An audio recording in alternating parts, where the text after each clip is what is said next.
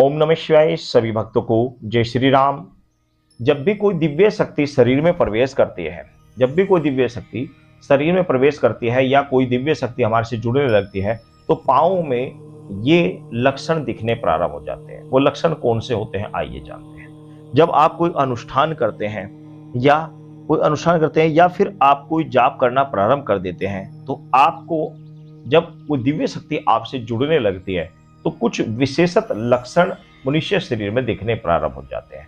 बहुत सारे लक्षण साधकों को दिखते हैं, पूजा में दिखते हैं, उनकी जो आपने धूप जलाई है उसमें दिखते हैं, दीप में दिखते हैं, ध्यान में दिखते हैं, या फिर आभास होता है। बहुत सारे लक्षण होते हैं, लेकिन मैं जो बता रहा हूं ये शरीर में लक्षण आपके आभास होंगे। इन लक्षणों को आप देखकर जानकर समझ सकते हैं कि आपके अंदर कोई दिव्य शक्ति आपसे जुड़ चुकी है, आपके साथ लग चुकी है। कैसे क्या करना है कि जब आप ध्यान करते हैं अच्छी प्रकार से, जब आपका ध्यान ईश्वर में लगने लगता है और दिव्य शक्ति आपके साथ जुड़ने लगती है, तो आपके पांव के दाएं पैर के अंगूठे से आपका जो पांव है ये सुन्न होना प्रारंभ हो जाता है। बिल्कुल सुन्न हो जाएगा, धीरे धीरे बिल्कुल सुन्न हो जाएगा। फिर आपका पूरा पांव, दूसरा पांव भी पूरा सुन्न, ये बॉडी नीचे से ऊपर की ओर धीरे धीरे सुन्न होना प्रारंभ हो जाती है। धीरे धीरे बिल्कुल सुन्न हो जाती है और आपका बिल्कुल नीचे से कोई संबंध नहीं रहता।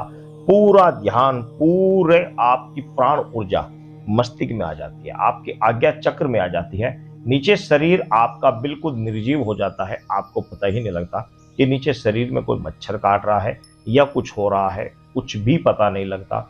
वो ध्यान की प्रकाष्ठा है, वो ध्यान की परम प्रकाष्ठा है। इसका मतलब यह है कि आप परमानंद में, या आप जिस भी देवी देवता की आराधना कर रहे हैं उसमें आप निर्विघ्न रूप से, पूर्ण रूप से आप उसमें जुड़ चुके हैं, पूर्ण रूप से आप उसमें तन्मय हो चुके हैं। वह दिव्य शक्ति पूर्ण रूप से आपके अंदर समा चुकी है।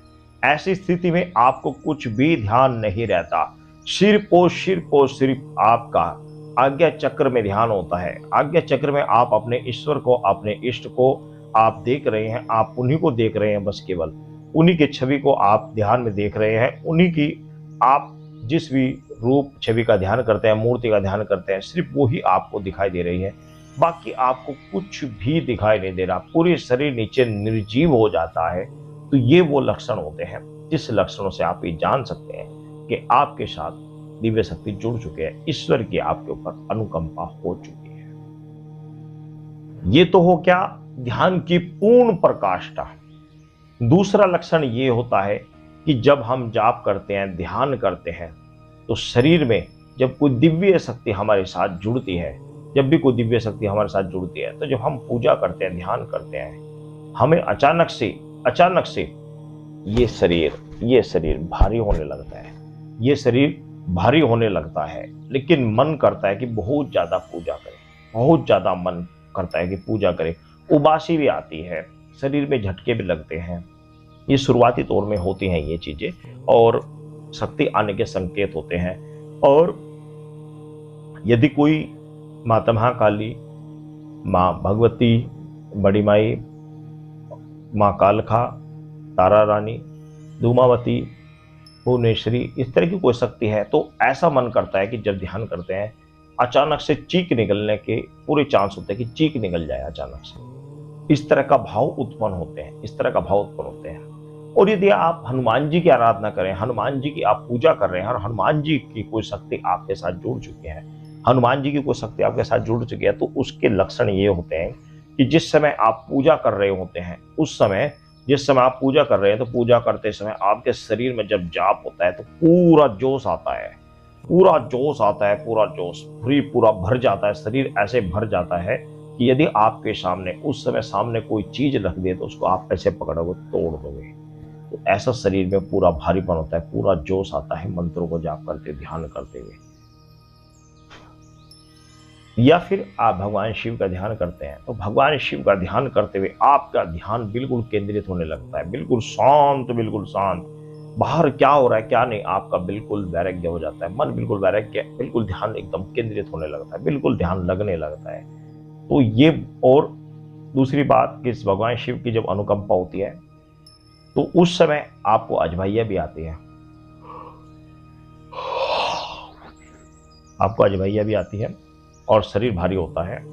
आपको जब भी इस विषय में आप कोई बात करेंगे या ध्यान करेंगे, या कहीं पर कोई बात हो रही हो, या आप ध्यान कर रहे हो, कहीं जागरण हो रहा हो, उनसे संबंधित कोई भी वार्तालाप आपको सुनाई दे गई हो, कोई भजन सुनाई दे गया हो, तो आपको एकदम आभास होगा। हमें तो निरंतर ये चीज आभास होते रहते हैं। तो ये आभास आपको तुरंत ही होगा, तुरंत आपके शरीर में शक्ति आएगी और आपको महसूस होगा कि हाँ, मेरे साथ पॉजिटिव शक्ति जुड़ी हुई है। ये लक्षण है जो वेरी इंपॉर्टेंट लक्षण है, जो साधक के साथ में निरंतर घटते रहते हैं। इन लक्षणों को यदि आप देखें तो करना क्या है, अब बात आती है कि आपको क्या करना चाहिए। आपको तुरंत ही अपनी भक्ति को कई गुना ज्यादा एक तो बढ़ा देना चाहिए।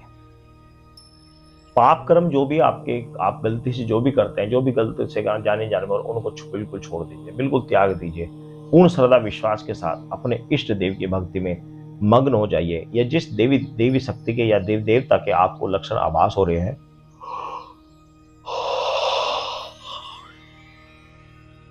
उसकी भक्ति में निरंतर आपको डूब जाना चाहिए। उसकी भक्ति में निरंतर आपको ज्यादा से ज्यादा भक्ति करनी चाहिए, ताकि आपको उनके ज्यादा से ज्यादा आभास हो सके, ज्यादा से ज्यादा शक्ति आपकी पूर्ण रूप से खुल कर आ सके, आपको रास्ता दे सके और आपके साथ वार्तालाप कर जग कल्याण का कार्य कर सके। तो ये तरीके, ये लक्षण होते हैं। इन लक्षणों को जानकर आप अपनी भक्ति को आगे बढ़ाते रहिए। सभी भक्तों को जय श्री राम, जय श्री राम। ओम श्री हरि, ओम श्री हरि, ओम श्री हरि, ओम श्री।